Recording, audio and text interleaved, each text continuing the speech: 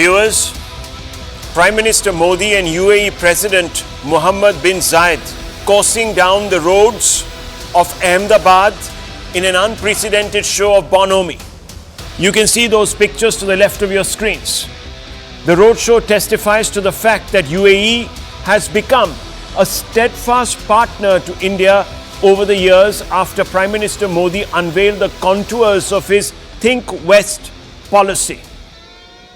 Though they will never acknowledge it, India's diplomatic clinch with the UAE is a source of great consternation for many on the ideological left, politicians and experts alike. This is because the blossoming relationship undercuts the so-called left liberal ecosystem's attempt to position India as an exclusivist Hindu Rashtra, where Muslims are being aggressively pushed to the margins. This narrative is once again peaking as the nation draws closer to the date of the Pran Pratishtha of Ram Lalla's idol at Ayodhya. That's going to be happening, viewers, in about 10-12 days. You've heard the propaganda from Rahul Gandhi saying that India is ruled by the Hindu equivalent of the militantly communal Muslim Brotherhood, to Shashi Tharoor dismissing India as a Hindu Pakistan, and several in between painting a dire picture for the future of Muslims in an incipient Hindu Rashtra, viewers. You heard it all.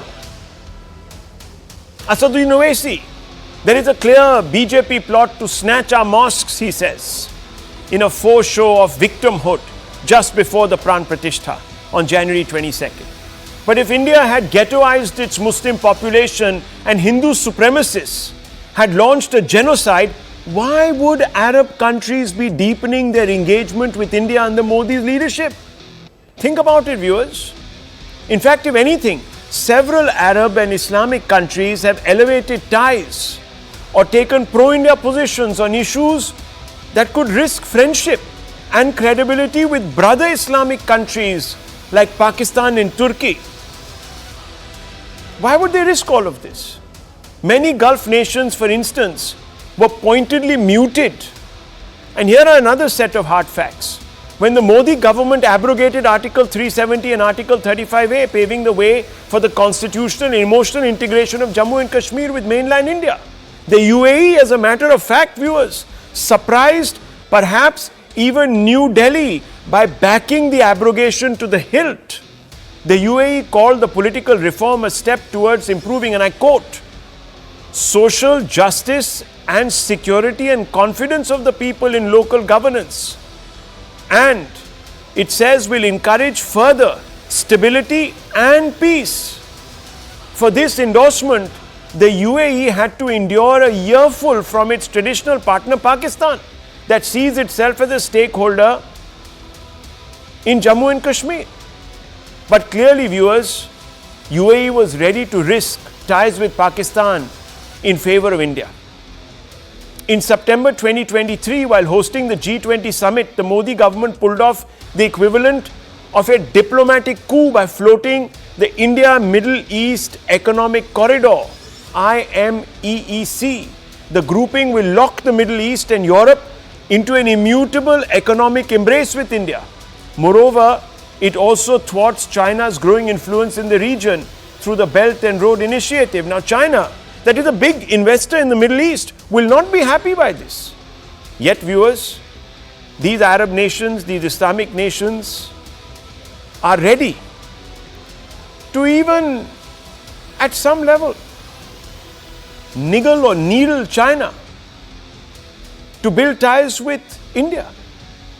Many members, viewers, of the anti-Modi ecosystem will insist that don't get carried away, that these partnerships should not be considered an endorsement of India's secular credentials under the NDA, that ties between India and the Gulf nations are purely transactive and certainly above the tug of morality. While countries, viewers, it is true, have sometimes chosen to overlook sticky problems, especially linked to human rights, it would be naive to suggest that the UAE, an Islamic nation, would go the extra yard for purely commercial reasons to sacrifice Muslim interests in India. After all, viewers, the OIC, the umbrella grouping of Gulf nations, has always spoken up for Muslim rights around the world. And if this weren't the case, if they were purely transactive, Modi's BJP would never have dropped its spokespersons when they hurt minority sentiments and drew frack from Middle Eastern nations. Now, viewers, even the United States, that is economically over-leveraged to China, has demonstrated the nous, the guts, to denote the Xi Jinping administration in Beijing as one of particular concern. Not my words, the State Department's words. Why? For engaging in and tolerating, quote, particularly severe violations of religious freedom, unquote. Viewers, the United States, to the best of my knowledge, has never conferred any significant state award upon any visiting Chinese head of state. Modi, on the other hand, has been singled out for honors by almost all Gulf nations. Here are more hard facts, viewers, and I always bring you the hard facts so that you are closer to the truth. Egypt conferred Modi with the Order of the Nile, the first Indian to receive the honor. It's their top honor, viewers. Bahrain King Hamad, Order of the Renaissance. Maldives even gave Order of Distinguished Rule of Nishan Izzuddin, the highest honor awarded to a foreign dignitary. UAE conferred Modi with the Order of Zayed, the highest civilian honor of UAE. Palestine conferred Modi with the Grand Collar of the State of Palestine, the highest honor for foreign dignitaries. Afghanistan, State Order of Ghazi Amir Amanullah Khan. Saudi Arabia conferred the Order of Abdul Aziz Al Saud, the highest honor for non-Muslim dignitaries. Viewers, forging ties with a nation for self-serving ends is one thing, but imparting certificates to its leaders demonstrates a whole new level of commitment. A civilian award denotes the respect that the people, in this case Muslims in Islamic nations, have for the Indian Prime Minister. Respect, as we know, is earned. It's never commanded. It's earned through actions. The left liberal ecosystem's attempt at propagating the Islamophobia bogey in India is looking more and more like a jaded enterprise with no takers. Is this a legitimate question or a statement to make, viewers? Let's put it out to debate. Is the growing bonhomie between UAE and India a stamp for NDA's Sabka Saath? Fundamental question, viewers, tonight. And let's put it out there for debate. Let me begin with our esteemed panel. Let me first ask UMF President, who is here with us. It's an umbrella organization, Shahid Ali Sahab. The UAE is building ties with India. You have awards being given by Arab nations to the Indian Prime Minister. Yet, people like you say that Muslim rights in India are being circumscribed. They are being abused. That Muslims are being marginalized. How is this possible, sir? This is a contradiction in terms. Both the things are true. As far as the conferring of awards are concerned, undoubtedly, this is a matter of pride for us as well, because we are the citizens of India. And as and when any prize or any award is conferred upon Honorable Prime Minister of India, then he is bringing pride to us as well, all citizens of India. That is true. And that other part is also true, unfortunately. That ought not to have been. That the we people are being marginalized. There is no second thought to that. There is no contradiction to that. And that is a fact. No, are you saying that the governments in the Gulf, Arab governments, would let you down? That they will turn a blind eye and they will give Prime Minister Modi awards for doing this? I cannot rely upon other governments because I am citizen of India, this great India, and I love my country a lot. No. Sorry, sir. People like you said. No, one second. Now you're changing the goalpost. Sir. Shahid bhai, If Should I those remind you? countries are conferring award upon our honorable Prime Minister, undoubtedly, this is a matter of pride for us as well. I But agree. we cannot look for them. Why is it a that matter they will of pride? come for our rescue. Because And the Prime Minister is doing a won't good lie. job, right? That's why it's a matter of pride. See, sir, we believe in our constitution and we respect constitution. We believe that we can fight it out in our own country. We will not look towards them, towards other countries. Shahid Absolutely bhai, not. just the one last person second. to say. Why are This is you the last person to proud? say Why are towards you them. proud that Prime Minister is getting awards from Middle Eastern countries? Why does it make you proud? Because the Prime Minister is doing a good job. Because he is our head. Oh, Because that's he is our all. Head. He So is the that's head all. of the nation. It is only because he is He a is the head of the denotative nation. head of India He and is not because he is doing a good job. He is, sir, he is representing entire nation. Okay. All peoples of India. Okay, All boss. peoples of India, whether they Let are me- citizens or even not citizens. Let but me- if they are living in India, then he is representing to all peoples of Now, India. let me also. Undoubtedly. Okay. Now that is the one thing. Now your question was something else, sir. Your question was that we should look towards them for a rescue. We will not. Who they are? Absolutely we will not. We have our agencies, absolutely powerful agencies.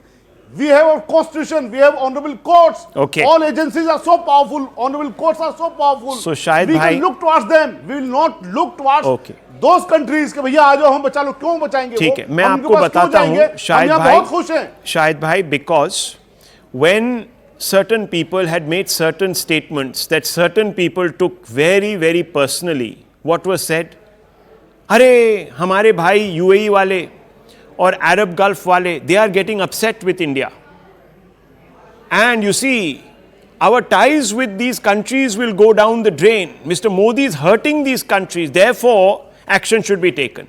Then what was said? When the Prime Minister came out and condemned Hamas for being a terror organization, Arey, you are upsetting our brothers in Palestine and a large number of Gulf countries. You are ruining our equations, our traditional equations. तब तो आपको बड़ी लगी रहती है sir उनके बारे में. Anyhow, I understand. Let me bring in the Our BJP country national is, spokesperson. not Give me 30 supporting- seconds. It's okay, sir. You can pick and choose the moment you want to embrace your brothers in the Gulf and ditch them. That's your prerogative. But let me just open this up. I want to ask you. That is not correct statement. Well, I don't That is know, not sir, correct because statement. then you tell me. That is not correct. Then you tell me why do we put so much premium on what the Gulf thinks about India? Then why do we worry whether we back Israel or we back Palestine or whoever? Why do you worry then? Anyhow, is the matter. one Yes, second. yes, I will answer to I have that. spent enough I will time with answer you. to that. I have spent enough time with you. Let me open the debate Please, out. please. I'll open the debate out. Please, So we are not running away from That this is- that is debate. absolutely I'll come your back to you. prerogative, Sanju sir. That Verma is ji, absolutely- I want to You are ask you this absolutely your question. prerogative, sir. We are being told that the UAE and everyone else is conferring these awards because, you see, it is nice to do so. It is just optics. That there is no real substance. You know, Rahul, you put out a very comprehensive introduction there, and taking up from the chain of thought that you put out, I would like to make a couple of very quick but pertinent points. Point number one, you know, going beyond the fact that Prime Minister Narendra Modi was given the Order of the Nile in June 2023, Grand Order of the Palestine in 2018, the King Abdulaziz Award by Saudi Arabia in 2016, the Order of the Renaissance by Bahrain in 2019, so on and so forth. The moot point is this. I always believe that by and large, good economics makes for good politics. And I'll tell you why. You know, in the last couple of years, there's been a very perceptible shift. Earlier, the entire bilateral trade between India and the UAE was all about oil, and more oil. It was limited to oil diplomacy. We took a historic step last year on the 25th of September 2023, when defined convention, we exported 75,000 tons of non-basmati rice to the UAE to satiate their need for food security. Today, out of the annual $85 billion bilateral trade between UAE and India, do you know something? $51 billion is non-oil trade, which was unthinkable earlier. And to add to what you said about the India, Europe, Middle East economic corridor. Going forward, this is not only going to enhance defense cooperation, maritime security and infrastructure connectivity between Arab nations and India, but more importantly, I would like to draw the attention of your viewers to Operation Desert Cyclone, which started as recently as Jan 2nd, 2024. For the first time in many years, the UAE and India have commenced from the 2nd of Jan this year in Rajasthan what is called Operation Desert Cyclone to enhance cooperation, joint surveillance, interoperability, and tactical training across the UAE's and India's armed forces, which I think is a historic step. But coming back to the economics of it, I remember a few years back, the ASEAN was India's biggest trading bloc. True. And do you know something today, Rahul? ASEAN is India's second biggest trading bloc. Our bilateral trade with ASEAN is about $132 billion, but our biggest trading bloc is the GCC, the Gulf Cooperation Council, which is made up of 6 Islamic nations, primarily the UAE, Saudi Arabia, Qatar, Bahrain, Oman, and Kuwait. And our bilateral annual trade with the GCC is a whopping $242 billion, out of which our largest trading partner is the UAE, followed by Saudi Arabia. So the limited point I'm trying to make is, if you see the shift from oil to non-oil trade, if you see, and look at the fact that today UAE and the GCC are our biggest trading bloc partners in terms of commercials. But more importantly, don't forget, if there is one historic day on the 22nd of January by way of the consecration ceremony at the Bhavya Ram Mandir, don't forget February 14th, 2024, when Prime Minister Narendra Modi will be inaugurating the Bhavya Bath Swami Narayan Mandir at the UAE, which is unthinkable. This could not have happened 9 or 10 or even 20 years back. Okay, so let me bring it. I will end by saying one thing, Rahul, which is very important. Do you remember March 1st, 2019? Sushma Swaraj had been invited by the OIC for its 46th council meeting, and Pakistan and a whole host of Islamic nations said that, if Sushma Swaraj is invited, then we will boycott the event. And Pakistan went to the extent of saying that when UAE as a federation came into existence on the 2nd of December 1971, Pakistan was the first country to recognize it. But UAE backed us. But what did the OIC and what did the other Muslim nations say? They in actually particular stood UAE. in solidarity, with India. And I think in fact UAE proposed that. From there. In fact, UAE proposed that. Let me bring in Sushant Sareen, senior fellow at the ORF. Now Sushant Sareen, yes, okay, there is an economic rationale that underpins this, and perhaps even now a strategic rationale that underpins this growing bonhomie, let's call it that for the lack of a better word. But that hasn't stopped some of these countries. I mean, you could say that under I2U2, that extends also to Israel or the United States, but citizens of those countries, the Gulf countries, have come out on the streets and protested against the United States as well as against Israel. But in this conflict, for example, and under Mr. Modi's rule over the last 9 years, we have never seen any protests against India in any of these countries, which tells you that perhaps this ecosystem-led narrative that the Muslim is in danger, is imperiled in India, etc., is not being bought on the Muslim street, so to speak, in the Middle East. Am I right to conclude this? Yes, I think largely you are right, Rahul. Look, and that contradiction was what Mr. Shahid Ali said. I must commend him for saying that he is not dependent, or the Muslims of India do not look for outside support for their own rights. But then this entire litany that they are discriminated against, that they are being marginalized, they don't say how they are being marginalized. In the same breath, he goes on to say, but we have faith in our institutions, we have faith in our democracy, we have faith in our judiciary. Now, if you were indeed being marginalized unconstitutionally, illegally, then obviously all those institutions and everything else that you've expressed so much confidence in is collapsing, right? Those institutions have ceased to work. So clearly there's a contradiction. I can understand the politics from where he's coming, and I can also understand that there are social tensions in this country. Now, this is something other countries of the world also observe. Now, countries like the UAE, Saudi Arabia, and others, they have a hands-off kind of an approach.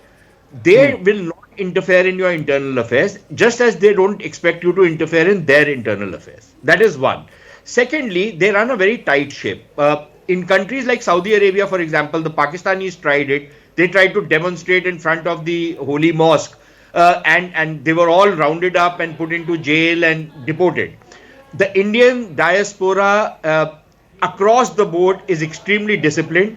They do not violate the laws. They stick to the laws. They follow the laws. They work hard. And, they are generally very honest people, unlike the Pakistanis. So the Indians are a preferred partner. Even when they block visas for the Pakistanis, they don't do it for the Indians.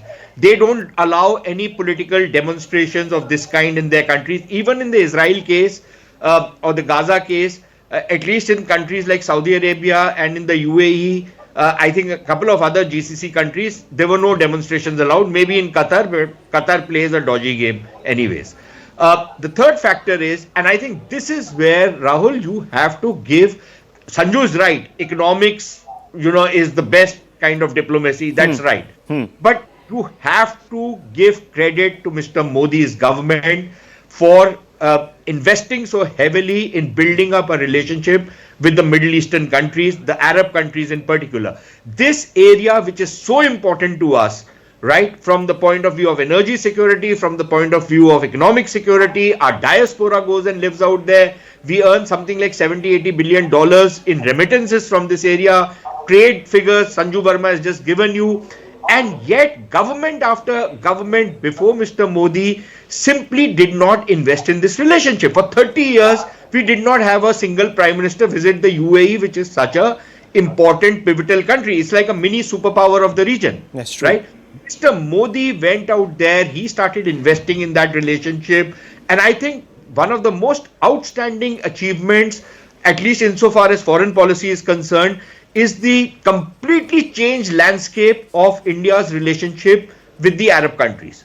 That is the single most important achievement, even more than the US. But you would have to agree, Mr. Sareen, that he was welcomed. He was welcomed because he was a credible interlocutor for them. Had he not been credible, had he had blood dripping, as people say, Muslim blood dripping through his fingers, slipping through his fingers, they would never have entertained him, would they have? Because Rahul, unlike the Western countries, who send their parachute journalists into India of the New York Times and these rags, Washington Post and others, who come with a certain prejudice mindset that these natives of India don't know what democracy is and other stuff. The Arabs are far more relaxed about how things work, right? They see what is happening. They can see there is no exodus of Muslims from India. Is there? No. There are no. In fact, Rohingyas want to come to India. Afghans want to come to India. People from Syria want to come to India. People from Balochistan want to come to India. Rahul, even on the CAA thing. Yeah. Yes, there were protests in India. Okay, fine, there were protests. But just look at the fact, was anybody expelled from India because of CAA? No. Was anybody's citizenship taken away because of CAA? In fact, the CAA has not even been, even the rules have not been given by the government, which I always hold against this particular government. But the fact of the matter remains that this canard and this calumny which has been heaped on the current government is completely, it does not, the facts on ground don't bear it out. Okay, I think. Can I just add to that? Yeah, I want to bring in the AMM. Very quickly, Sanju Verma, 20 seconds. Please make your point, then I'll just bring in the AMM, then I can bring you back in. Yes.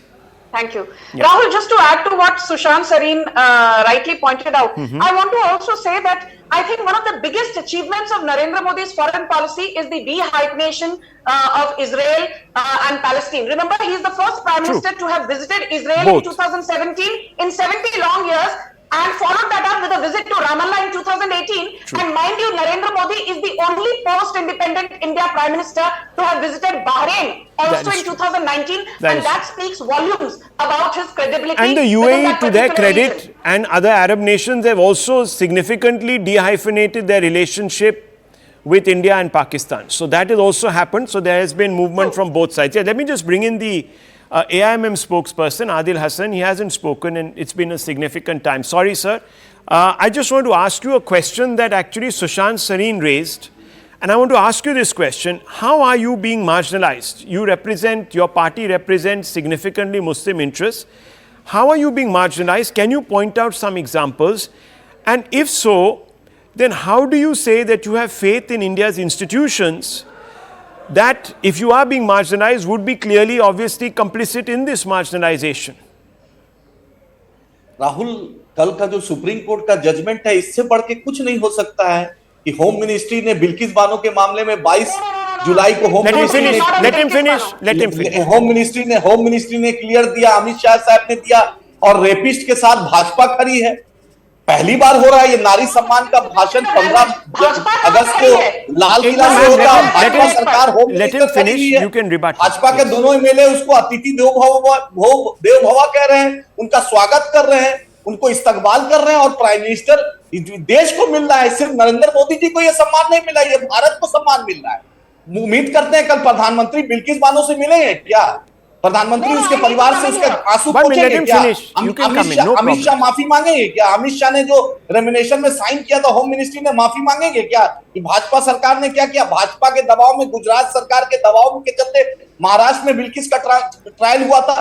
क्या भाजपा को इतना शर्म नहीं आ रहा है कि एक member of parliament मुस्लिम नहीं, एक मिनिस्टर नहीं, एक रिप्रेजेंटेटिव नहीं, और मुसलमानों की बात करते हैं? ये भारत को यूएई से सम्मान मिल रहा है, ये मोदी जी को सम्मान नहीं मिल रहा है, ये भारत के आर्थिक नीतियों को जो 75 साल की मेहनत है उसको मिल रहा है, सिर्फ नरेंद्र मोदी जी को नहीं मिल रहा है। अगर नरेंद्र मोदी जी को दिल में इतना जरा है तो तबरेज अंसारी हो, पहलू खान हो, जुनैद हो, नसीर हो, कभी वहां में उनके भी गले लगा ले, उनके भी घर के लोगों से मिल ले, कभी भारत के भी मस्जिद में जाकर मिल ले, और कभी बात करे, कभी वहां पर लगे कि भारत के भी मुसलमानों से उनको हमदर्दी। चलिए मैं पूछता हूं, ये सवाल पूछते हैं, भारत के भी मुसलमानों से मिले वो। चलिए मैं एक चीज बता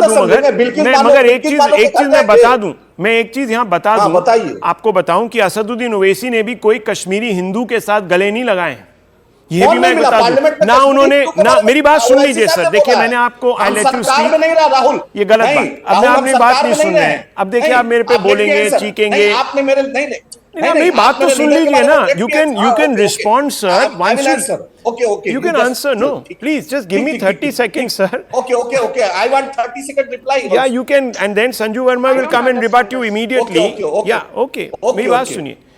बोलिए. There were viewers, several outrages even against the majority community. I think if you went to Kota in Rajasthan, etc., Udaipur, there were people killed at the exhortation of certain leaders of the AMM, let me tell you. But no one came and visited them and their families after their heads were decapitated. So let us not reduce this to a tutu meme.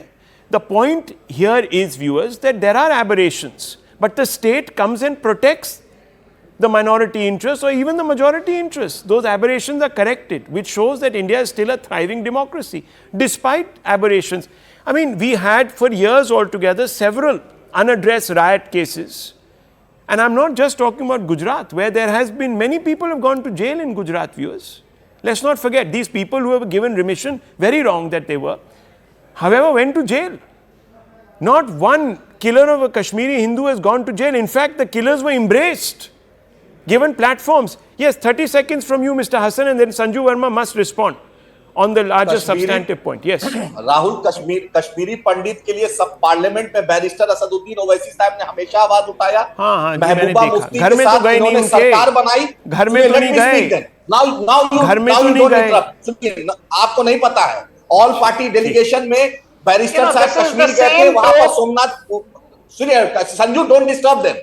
Otherwise, I will do the same. You are not the anchor. Anchor is Rahul Shivshankar. I am giving you 30 seconds. Mr. Hassan, by the watch, 30 seconds. Make your point, 30 seconds, and Sanju Verma. Don't eat up her time. Yes. 1990 में भारत की सरकार में जब कश्मीरी पंडितों के साथ हुआ, भाजपा बाहर से समर्थन की थी, महबूबा मुफ्ती के साथ, मुफ्ती मोहम्मद सईद के साथ सरकार बनाई, अजहर मसूद को कंधार जाकर भाजपा सरकार छोड़ी, जिन्ना के मदार पे अडवाणी जी गए और नवाज शरीफ। आप अपने लीडर की बात कीजिए आदिल हसन साहब, आप अपने लीडर की बात कीजिए, आप अपने लीडर की बात कीजिए जिन्होंने प्लेसेस ऑफ वर्शिप एक्ट को भी सपोर्ट किया। 1 मिनट, आप अपनी पार्टी की बात कीजिए जिसने प्लेसेस ऑफ वर्शिप एक्ट को भी सपोर्ट किया, जिस एक्ट की वजह से Hindus lost their right, basic right in this country. No, 1 second. I've heard you now. Let Sanju Verma come in. Sanju Verma, please respond to him. Please respond. Sanju Verma comes in. I need my time because, I don't want this man to be heckling me, Rahul. Yeah, okay. First and foremost, if the Supreme Court has said that let the Bilkis Bano perpetrators go back to the lockup, we welcome that. I will not indulge in whataboutery saying I don't trust the Supreme Court conveniently when they speak in favor of, things that the BJP endorses and vice versa. The limited point is this. People today who are screaming from every rooftop. Sir, let her finish. Yeah. People who are screaming from every rooftop about Bilkis Bano is the same shameful, hypocritical lot. I refuse to debate. You can have him speak. No, Mr. Hassan, this is not right. I'll have to lower your fader. I will lower his fader, please. This is not right. Let her respond. You ask some question, let her respond. You can challenge her again. No problem. Yes. Yes, the same lot, including this man from the INIB, the same lot speaks and waxes eloquent about Bilkis Bano, fine. But you don't, have an iota of sympathy till date for Shah Bano, a woman with 5 kids who was thrown out by her lawyer husband and who was denied a paltry alimony of 179 rupees a month because Rajiv Gandhi overturned the Supreme Court judgment. Bilkis Bano के लिए आपके पेट में दर्द उमड़ता है, सही है, पर शाह बानो के लिए आज तक आपके पेट में कभी दर्द नहीं उमड़ा. You never spoke out in solidarity with her. You said that the BJP victimized people like Tabrez Ansari, Pehlu Khan, Junaid Khan, blah, blah, blah. But I have not seen your leader, Asaduddin Owaisi, once condemn people from your community who brutally hacked to death a young 23-year-old IB officer, Ankit Sharma, at the peak of the Shaheen Bagh riots. That is seen your leader, Asaduddin Owaisi, once talk about Mukesh Tiwari hacked to death by radical Islamists, once talk about Nishant Rathod hacked to death by radical Islamists, there is a lot. Shrikant Pujari, once talk about Prashant Pujari, once talk about Sachin Gopalan, once talk about Trilochan Mahato, once talk about Dhulel Kumar. All these Hindus were killed by your radical Islamist brothers. और आपके असदुद्दीन ओवैसी साहब के मुंह में तब फेविकॉल जम गया था. इसलिए यहाँ बैठकर Adil Hassan, any of your leaders, have any of your leaders visited the homes of these bereaved Hindu families? No. Let's be honest. Let me speak. बोलिए. इस तरीके से we are not representative of Islamic State here. We are representative of political party. Yes. अब जिस madam जो शाह बानो की बात कर रही है ना, यशोदा बहन जो हमारी भाभी गुजरात में, उनके लिए भी हम आवाज उठाएं. देखिए, this is not a debate. Let me step in here. This is not a debate about Bilkis Bano. This is a debate about, viewers, very clearly a fundamental aspect. 1 second, Sanju ji. This is not a debate, or Hassan Sahab, this is not a debate about Bilkis Bano. An exception is not the norm. The courts have dealt with the Bilkis Bano issue.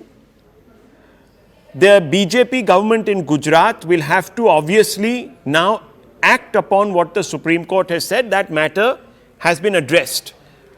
Those particular individuals who were released also have a right to legal recourse. They might exercise it, they may not. We will have to see. And they might demonstrate before the Maharashtra government, etc., etc. But that's a due process. The point here is, viewers, that no one, apart from clutching at this one example, is able to substantiate and answer Mr. Sushant Sareen with facts about how marginalization of Muslims has taken place. No one. There have been, and no one is denying it, you can't run away from it. There have been obvious communal clashes between Hindus and Muslims that erupt from time to time. Very wrong in my opinion. But does that mean, viewers, that there is ghettoization here happening. The very fact that Mr. Hassan and the very fact that Shahid Ali can speak in this way on national TV shows that Muslims have a robust voice. In fact, at other times, Kashmiri Muslims representing Muslim interests are sitting on our debates and abusing Mr. Modi left, right and center, and nothing goes wrong. Nothing happens. This is not the sign of a ghettoized community, viewers. This genie that is constantly pulled out and floated now needs to be once and for all buried. All the symbolism is there for us to see on our screens. Mr. Modi being lauded, given civilian honors. Civilian honors are not given by a state, viewers. Of course, they are accorded by a state, but they are actually given by the people of a particular country recognizing another. And that only comes through respect. You earn respect, viewers. You don't command it.